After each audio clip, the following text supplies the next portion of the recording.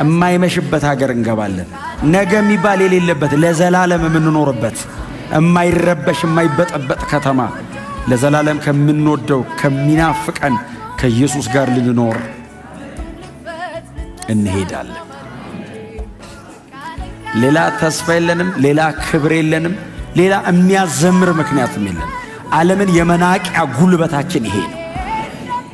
ሰይጣንን የምናዋርደው በዚህ እምነት በሕይወት እየኖርን ነው። ይሄ ነው ክርስትና።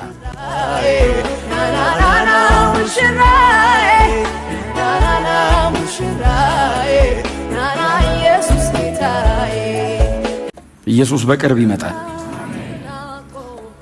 እስኪመለስ ድረስ ደግሞ ስለሱ ብቻ እያወራን እንጠብቀዋለን። ስለሱ ብቻ እያወራን ፊት ለፊት እናገኘዋለን። ኢየሱስ ኢየሱስ ኢየሱስ ኢየሱስ እያሉ ድንገት የሆነ ቀን አቤት ይላል።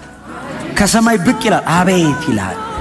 ሰርፕራይዝ ካረገን በመመለሱ ያረገናል።